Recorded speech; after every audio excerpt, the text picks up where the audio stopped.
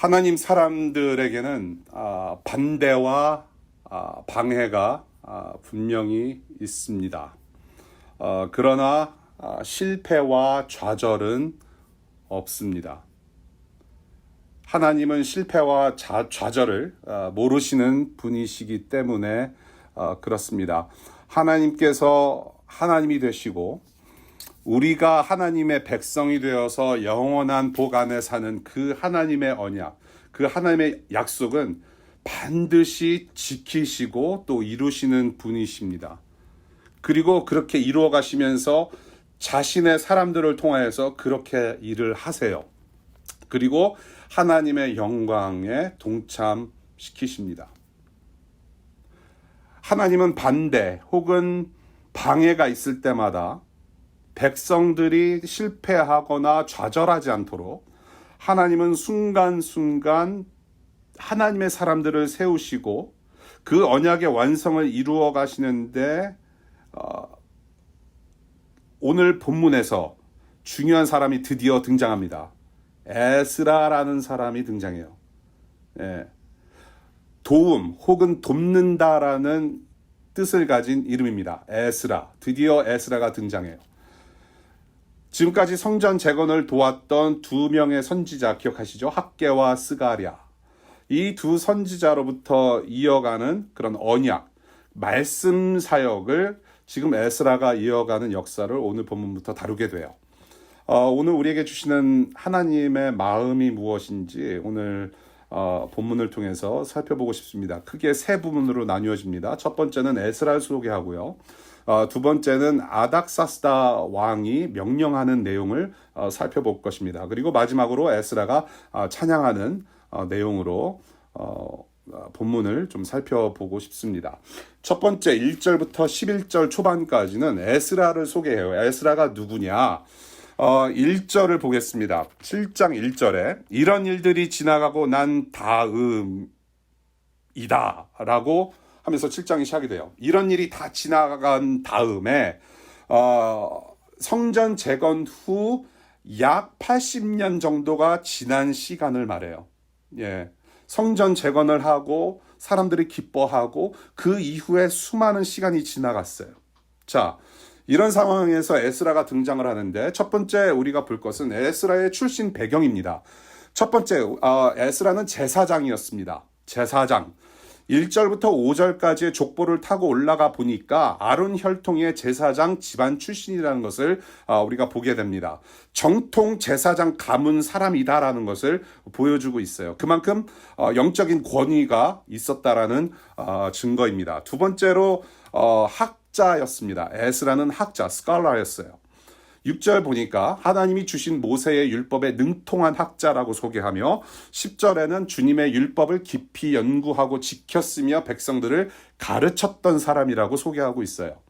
말씀을 알고 가르치기만 했을 뿐만이 아니라 우리가 주목해야 하는 부분은 공부한 대로 하나님의 말씀을 안 대로 지켜 행하는데 중심을 잡고 헌신했다라는 말이에요.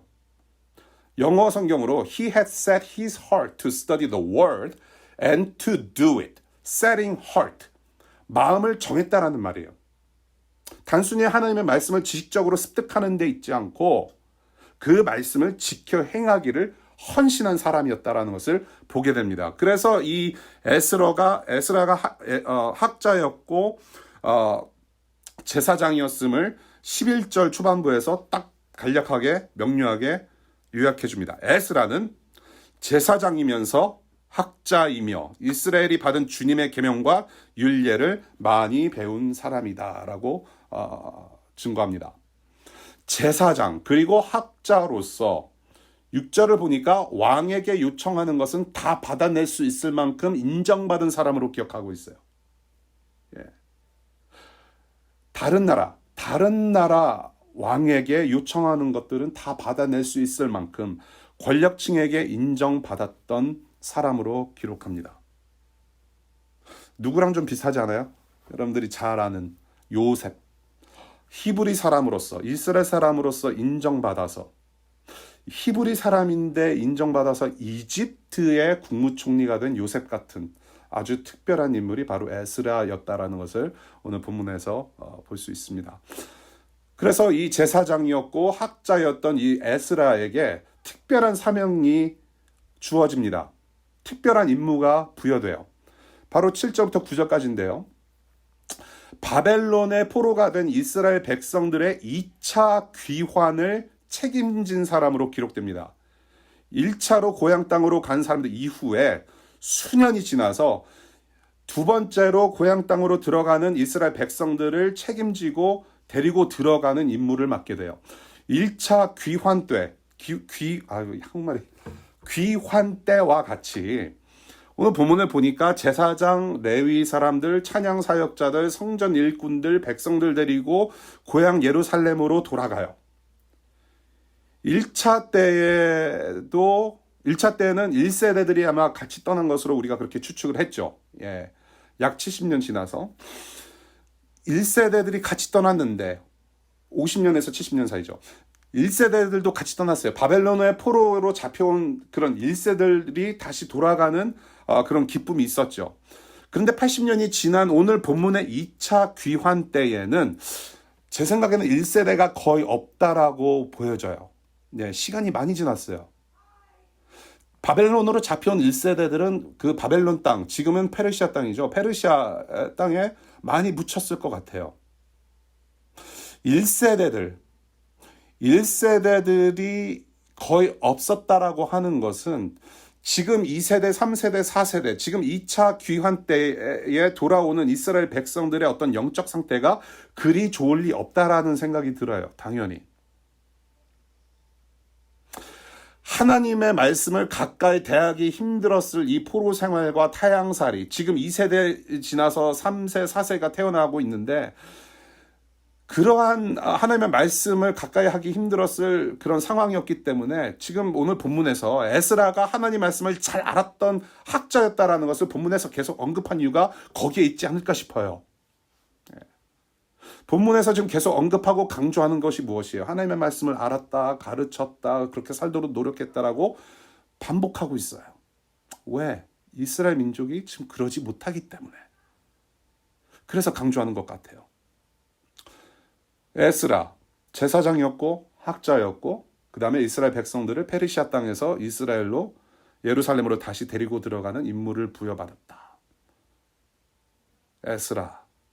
왕에게 인정받는 요셉 같은 인물이었고 또 주로 많은 학자들이 이 에스라를 모세 같은 인물로 평가를 해요. 말씀으로 민족을 이끌었던 모세 같은 인물로도 평가할 수가 있죠. 영적으로 메마른 이 사막 같은 이스라엘 민족에게는 이 에스라라고 하는 사람은 오아시스 같은 인물이었다는 것을 우리가 잠시 볼 수가 있겠습니다. 두 번째 파트는요. 11절 후반부부터 26절까지의 말씀이에요. 여기에는 페르시아의 아닥사스다 왕이라는 왕의 명령이 적혀져 있어요. 예. 에스라에게 어떤 명령을 내렸는지 쭉 길게 기록되어 있는데요. 12절 볼게요. 왕 중의 왕 아닥사스다는 하늘의 하나님의 율법에 통달한 학자 에스라 제사장에게 칙령을 내린다 라고 하면서 명령을 내려요. 이 페르시아 그리고 다른 성경 버전을 보면 바사 왕이라고 하죠. 같은 지역입니다. 이 바사 왕 아닥사스다가 에스라에게 명령을 해서 이스라엘 백성들을 고향으로 보내는 일을 합니다. 네, 참 좋은 왕이에요. 13절부터 24절까지 이 명령의 내용을 좀 간단히 정리하고 싶어요. 13절부터 24절까지 세 가지예요. 간단하게 말씀드려서 첫 번째, 자, 이스라엘 백성들을 데리고 나가도 좋다. 두 번째, 가서 유다와 예루살렘의 상황을 당신이 잘 아는 하나님 말씀대로 한번 평가해 보라 라고 명령해요. 그리고 세 번째, 페르시아 국고에서 다 지원할 테니까 너희 하나님께 바칠 만한 금과 은과 보물과 제사를 위한 제물과 필요한 물건들 다 가지고 가라 라고 명령을 해요. 그리고 21절부터 26절까지 지금 국고 출납관, 창고지기, 즉 오늘 시대로 말하자면 재무부 장관에게 추가로 지시하는 명령이 기록되어 있어요. 간단하게 세 부분입니다. 넘버 1, 다 꺼내줘라. 에스라와 이스라엘 민족에게 다 꺼내줘라. 두 번째, 쟤네 하나님한테 관련된 일들은 다 지켜야 한다. 세 번째, 쟤네들한테 세금 걷지 마라. 쟤네들한테 세금 걷지 마라. 그렇게 재무부 장관에게 명령을 하고 다시 25절과 26절을 보면 에스라에게 마지막 명령을 하다라는 부분이 기록되어 있어요. 무엇이냐? 세 가지예요. 첫 번째, 자, 돌아가서 하나님 말씀을 잘 아는 사람들을 법관으로 세워라라고 명령합니다. 법관들로 세워라. 두 번째, 가서 너네 하나님의 말씀을 가르쳐라. 세 번째, 그 하나님의 말씀과 나 왕의 명령에 따르지 않는 사람들에게는 벌을 내려라 라고 명령을 해요. 지금 11절부터 26절까지 보면 이 정도 왕이면 대박 아닙니까? 이렇게 좋을 수가 어디 있어요. 아니 트럼프나 바이든이나 문재인 대통령이나 김정은 같은 사람들이 이렇게 명령을 했다고 칩시다. 이거 대박인 거예요. 대박이에요. 해방되는 것은 물론이고 지금 이 이스라엘 민족이 신앙생활을 더 잘할 수 있도록 아낌없이 전폭적으로 지금 지원하고 있어요. 정작 그 아닥사스다 왕은 하나님을 믿는 사람이 아니에요. 23절 볼까요? 하늘의 하나님의 성전에 관하여 하늘의 하나님이 규정하신 것은 하나도 어기지 말고 그대로 지켜라. 나와 내 자손이 다스릴 나라에 하나님의 분노가 내리도록 그대로 둘 수는 없기 때문이다. 기복신앙이에요. 그러니까 하나님을 믿는 진실한 믿음은 없어요. 하나님을 잘 알지 못해요. 그런데 어느 정도 두려움은 있어요. 내가 쟤네 하나님한테 잘못 보이면은 우리나라 쫄딱 망한다. 그런 식의 신앙은 있었어요. 하나님을 오해하는 사람이에요. 진실된 믿음이 있다고 보기는 어려워요. 그럼에도 불구하고 하나님께서는 그러한 세상 왕을 사용하셔서 자기의 백성들을 복되게 하십니다. 이것도 은혜죠. 은혜죠. 그런데 지금 이 명령이 지금 이렇게 11절부터 26절까지 길게 랭티하게 기록된 어떤 분명한 이유가 있을 거라는 생각이 듭니다. 그냥 지나칠 수가 없어요. 좋은 왕인 것 같아요. 도움이 돼요. 이러한 왕의 명령에는 지금 이스라엘 백성들에게는 뭔가가 심상치 않은 일들이 진행되고 있음을 암시하는 것 같아요. 이상한 냄새가 나요. 왜 왕이 이러한 명령을 내렸을까? 바로 이 7장 이전의 역사, 6장의 역사를 다시 소환해 봤으면 좋겠어요. 우여곡절 끝에 성전을 다 짓고 6월절을 지키면서 한없이 기뻐했다고 기록하고 있습니다. 그리고 지금 7장의 왕의 명령을 다시 한번 생각해 봐요. 성전 예배에 필요한 인력과 재물과 예물을 다 가지고 가라. 말씀에 따라서 현장 조사를 해보고 평가도 해봐라. 그리고 하나님의 말씀을 잘 아는 법관도 세우고 저지 세우고 그리고 말씀을 가르쳐라. 왜 이런 명령을 했을까요? 바로 6장의 기록, 6장까지의 기록, 지금 수십 년 전의 모습이 지금은 없어졌다라는 증거 같아요. 고향으로 돌아가서 정말로 우여곡절 끝에 성전까지 재건한 그 이스라엘 백성들에게 지금 영적인 침체, 영적인 위기, 영적으로 지금 가뭄이 들었다라는 것이 증거되고 있다라는 말이에요. 그것을 봐요. 여러분, 법관이 왜 필요할까요? 왜 그것을 다른 나라 왕이 지시할까요? 저는 그런 생각이 들었어요. 각자 자기 소견대로 행했던 사사시대 같지 않았을까? 사사시대 같아서 사사 같은 어떤 사사기를 영어로 judges라고 하잖아요. 사사 같은 지도자가 정말로 절실한 그런 영적으로 궁핍하고 영적으로 지금 침체되어 있고 영적으로 지금 가물어 있는 상황이 아닌가.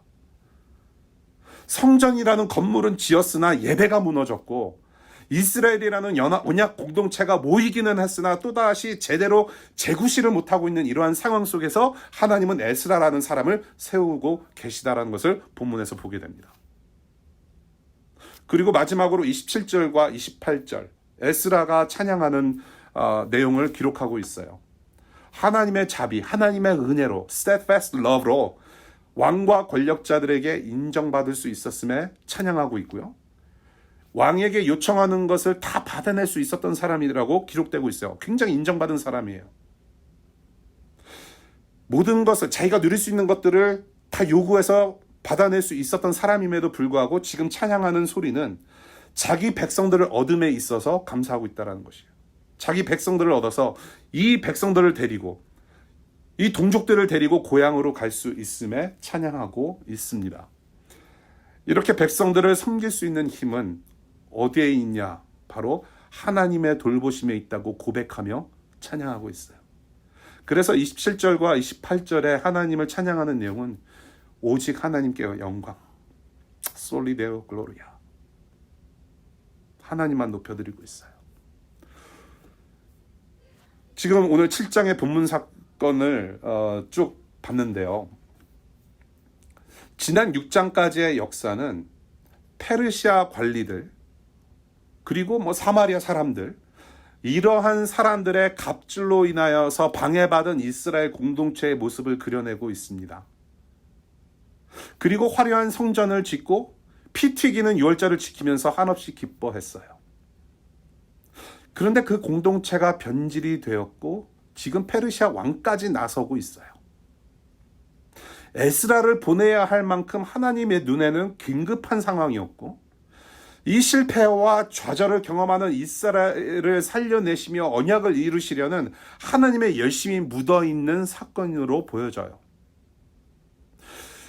자, 문제의 본질은 어디에 있는가? 라는 질문을 하고 싶어요. 지금 7장에서 보여지는, 지금 에스라가 등장하는 이 사건의 배경에 지금 이 문제의 본질은 어디에 있느냐? 페르시아나 사마리아인들 같은 어떤 외부의 문제가 아니에요. 보니까 지금 내부의 문제입니다. 신앙 공동체 내부의 문제가 있어요. 이스라엘 민족이 계속 저질러왔던 문제의 본질, 저 이전 세대부터, 조상 때부터 이스라엘 민족들이 저질러왔던 문제의 본질은 애시당초 외부의 문제가 아니라 항상 내면의 문제, 마음의 문제였어요. 그것이 오늘 본문 사건에서도 여실히 드러나는 것 같아요. 왕의 명령을 통해서 보여져요. 그리고 앞으로 이제 보게 될 것입니다. 바벨론으로부터 해방되기는 하였으나 구원받은 사람들로서 살아가는데 여전히 실패하고 많은 백성들의 이 문제가 해결되고 복구되어야만 했다라는 것이에요. 출애굽은 했으나 여전히 마음은 출애굽하지 못하고 구원의 결정체로 살아내지 못하는 조상들의 모습들을 그대로 답습하고 있단 말이에요. 여러분들 출애굽에서 구원했으니까 땡, 나는 예수 믿었으니까 구원받아서 땡, 그것이 아니에요. 구원의 모습은 하나님의 자녀로 살아가는 거예요. 그래서 출애굽할 때 애굽 땅에서 나와서 주신 계명이 바로 십계명이잖아요. 너희들은 이렇게 살아라. 구원된 사람들로 살아라. 그것이 진짜 구원의 핵심은 거기에 있는 거예요, 사실은. 출애굽은 했으나 마음이 출애굽되지 않았어요. 바벨론에서 빠져나왔으나 여전히 마음은 그렇지가 않다란 말이에요. 그러한 모습들을 계속 패턴으로 보게 돼요. 그래서 이러한 문제를 하나님께서 어떻게 해결하시는가? 왕들과 세상도 인정할 만한 말씀에 능통한 에스라라는 한 사람을 세우세요. 하나님 말씀을 공부하고 지키고 가르칠 수 있는 말씀에 능통한 자라고 반복해서 알려주는 이유가 거기에 있다라고 봐요.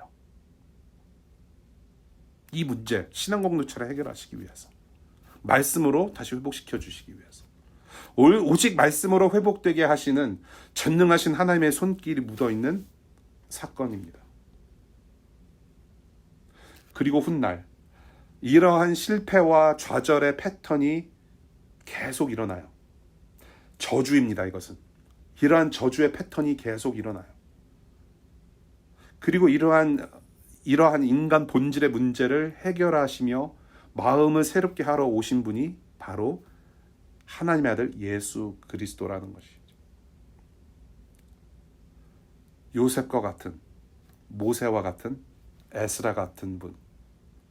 요셉과 모세와 에스라의 완결편이 바로 예수 그리스도. 하나님의 말씀, 하나님의 메시지로 오신 왕, 우리의 주인 예수 그리스도이십니다. 그래서 에스라는 이 메시아 되시는 그리스도 되시는 예수 그리스도를 향하여서 계속 진행되고 있어요. 에스라가 그를 가리켜요. 하나님께서 계속 예수 그리스도를 보여주십니다. 우리는 예수 그리스도를 믿고 따르는 사람들로 오늘 주일 예배 모임에 우리가 와 있어요. 이 예수를 믿고 따르는 자들로서 저와 여러분들에게 들려주시는 말씀이 무엇인가?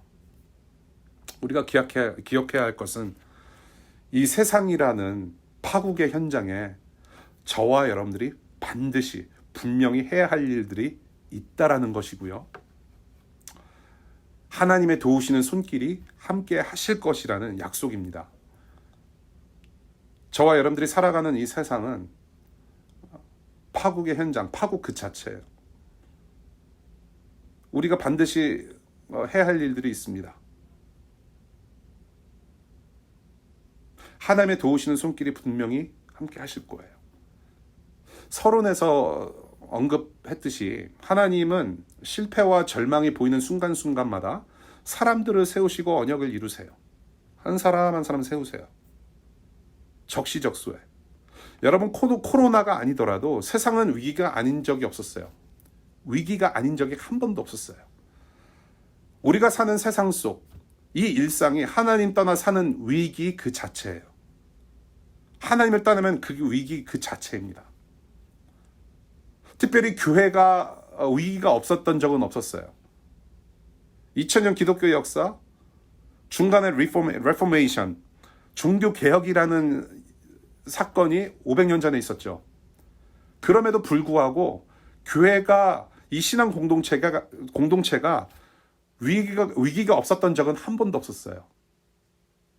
지금은 더 큰 위기를 저는 맞았다고 봐요. 물론 위험한 기회라고 우리가 말뜻을 그렇게 풀어서 설명할 수 있어요. 심각한 상황입니다. 세상이라는 파국의 현장 속에서 하나님의 이름을 내걸고 예수 그리스도라는 이름을 내세우는 만큼 그런 역할을 해내지 못하고 있다는 거예요.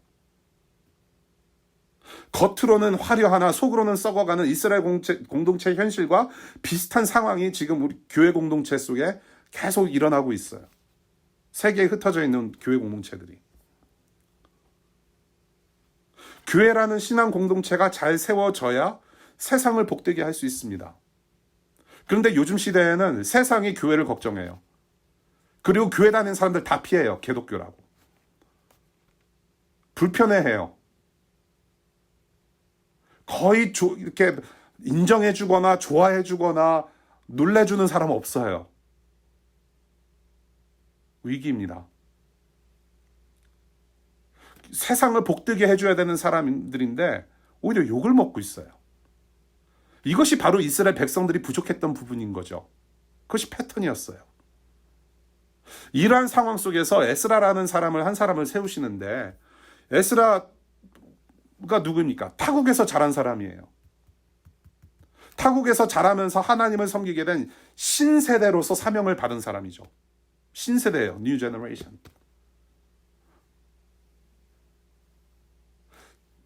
저와 여러분들도 부모 세대들과는 전혀 다른 경험을 하면서 살아가고 있어요. 이 미국이라는 땅에서. 전혀 다른 경험을 하고 있는 신세대들로서 썩어가는 교회 공동체, 썩어가는 세상 가운데 분명히 할 일이 있단 말이에요. 저는 신세대예요. 이제 조만간 신세대라고 여러분들이 이제 놀릴지 몰라요. 예, 근데 묻어 갑시다. 저도 신세대로 좀 쳐주세요. 여러분들은 신세대예요. 여러분들 부모님들, 여러분들의 조부모님들의 신앙과는 또 다른 모습으로 하나님을 섬기면서 살아가요. 본질은 변하지 않아요. 예수 그리스도라는 본질은 변하지 않지만 그 신앙의 모습들은 또 달라요. 여러분들이 신세대들로서 교회 공동체, 신앙 공동체와 또한 이 세상 가운데 분명히 할 일이 있다. 그래서 그렇다면 그 할 일이 무엇인가? 할 일이 무엇인가라는 질문은 여러분이, 우리 각자가 하나님 앞에서 진중하게 풀어나가야 할 질문이라고 저는 생각해요. 제가 일일이 뭐라고 말씀드릴 수 없어요. 이것은 여러분들이 하나님과의 관계 속에서 고민하며 씨름하며 하나님께 매달려야 하는 질문이라고 저는 봐요. 할 일이 분명히 있어요. 에스라가 지금 2차 귀환의 선봉장 역할을 할 것이라는 것을 예상했던 것 같지 않아요. 내가 앞으로 이스라엘 민족, 여기 지금 페르시아 땅에 남아있는 백성들을 데리고 들어가는 임무, 하나님께서 앞으로 그렇게 쓰실 것 같다라고 하면서 준비했던 사람이 아닌 것 같아요.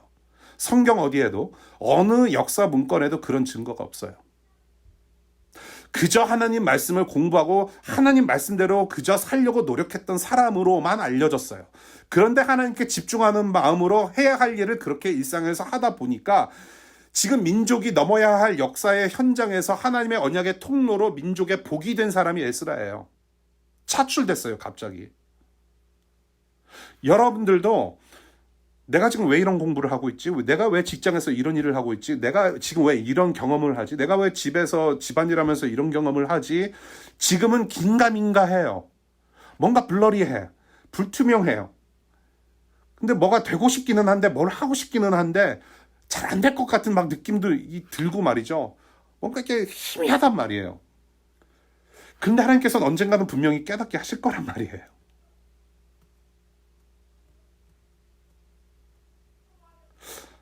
여러분들이 정말로 그렇게 깨달았으면 좋겠습니다. 하나님께서 이것 때문에 나를 이렇게 인도하셨구나. 이것 때문에 이런 공부를 하게 하셨구나. 이것 때문에 이 직장에서 이렇게 고생하게 하셨구나. 바로 이 상황을 위해서, 바로 이 시대를 위해서, 바로 이 시간을 위해서 그런 경험을 하게 하셨구나. 분명히 깨닫게 하실 것입니다.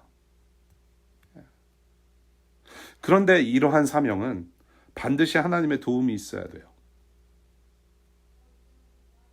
에스라라는 사람의 이름은 돕다라는 뜻입니다.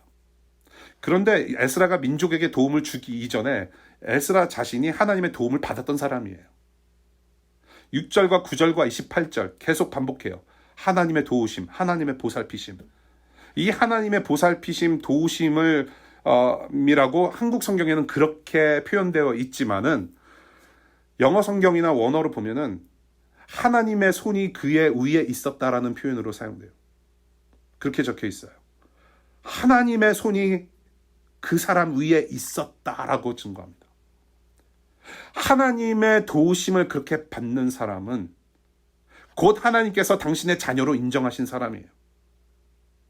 하나님의 도우심을 받는 사람은 내 능력이 아니라 하나님의 능력으로 사는 사람이라는 뜻입니다. 아이고, 내가 어떻게 이 시대에 빛이 되고 소금이 되고 내가 어떻게 쓰임을 받고 내가 어떻게 그럴 수가 있습니까? 그냥 연봉 잘 받아서 살고 그냥 가정 꾸리면서 살고 그냥 편하게 지내는 거면 되지 않겠습니까? 내가 어떻게 하나님 나라의 그런 원대한 비전을 위해서 쓰임을 받고, 저는 그럴 만한 인물이 못 됩니다. 알아요. 저도 잘 알고요. 서로 잘 알잖아요. 그런 인물 못 돼. 근데 하나님이 더 잘 아세요. 저와 여러분들의 연약함, 부족함, 우리의 실수, 우리의 어떤 더러운 모든 찌꺼기들까지 하나님은 더 잘 아세요. 하나님은 우리를 그냥 물에 빠뜨리는 분이 아니세요. 하나님께서는 치밀한 계획을 세우시고 반드시 도우시는 분이세요. 반드시 도우십니다. 하나님의 뜻에 합류하게 하시고 그 영광을 함께 맛보게 하세요. 분명히 도우세요. 우리의 일상에서 우리가 해야 하는 일을 해야 할 때에 하나님께서 분명히 도우셔서 교회가 되고 또는 세상 속에서 교회가 교회 역할을 할 수 있는, 그런 일을 우리를 통해서 하십니다. 하나님께서 분명히 도우실 거예요. 마지막으로 이 하나님의 도우시는 손길, 하나님의 도우시는 손길, 하나님의 손이 우리 위에 있을 때에 세상도 우리를 인정해요. 에스라가 왕, 그리고 이 모든 권력층에게 받은 인정은 무엇을 위한 인정일까요? Six figure 연봉? 약 10만 불에서 15만 불 연봉을 위한 인정? 그것을 받아내기 위한 인정? 조금 더 잘 살고자 하는 인정? 에스라 개인의 영광과 명예와 권력을 위한 인정? 그것을 위해서 에스라가 과연 노력했을까요? 아닌 것 같아요. 에스라가 아무리 포로된 사람이었을지라도 중심을 잃지 않았다라는 겁니다. 아무리 포로된 사람이었을지라도 하나님의 말씀대로 살려고 몸부림쳤던 에스라라는 사람의 됨됨이를 이 권력층들이 인정했다라고 저는 봐요.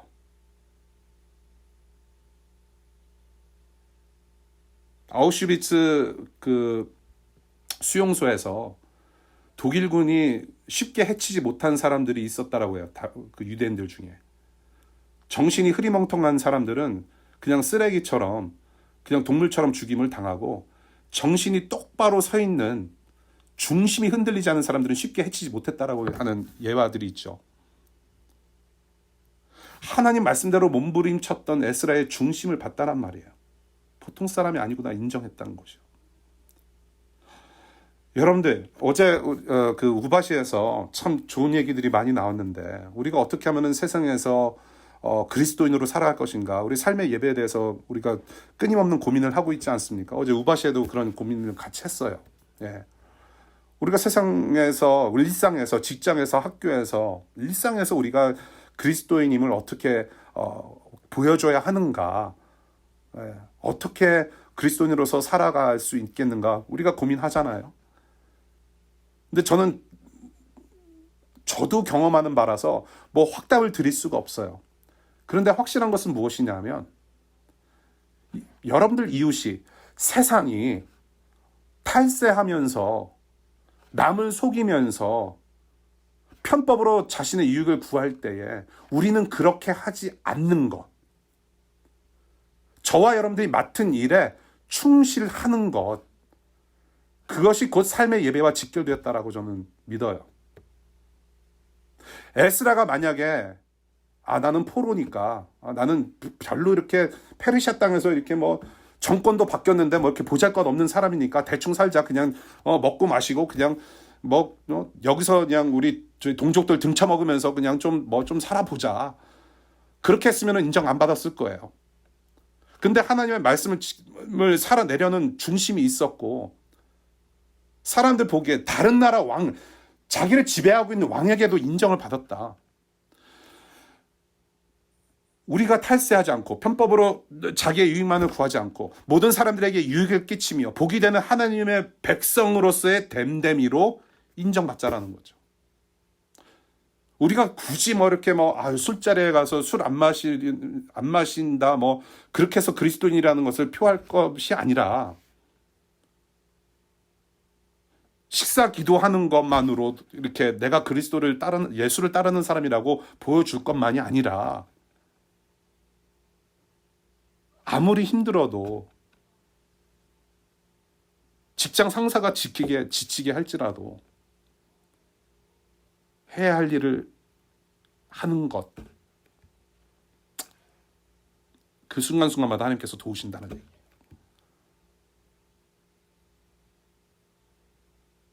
사람의 됨됨이, 인테그리티라고 하죠. 에스라가 그렇게 살았던 인물이었던 것 같아요. 무엇이든 믿고 맡길 수 있는 사람.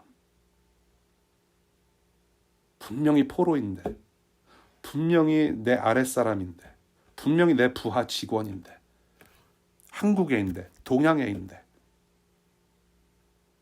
영어도 잘 못하는 것 같은데 액센트가 좀 있고, 덜어는 이게 보고서를 쓰는데 문법도 잘 안 맞고, 그럼에도 불구하고 믿고 맡길 수 있는 사람. 하나님의 도우시는 손길은 세상도 그렇게 인정하게 한다는 말이에요. 무엇을 위해서? 하나님의 존재를 드러내게 하기 위해서. 그래서 이 에스라가 페르시아 왕이 귀한 길의 책임자로서 이런 중요한 임무를 맡겼을 거라는 합리적인 결과를 볼 수도 있다는 얘기죠.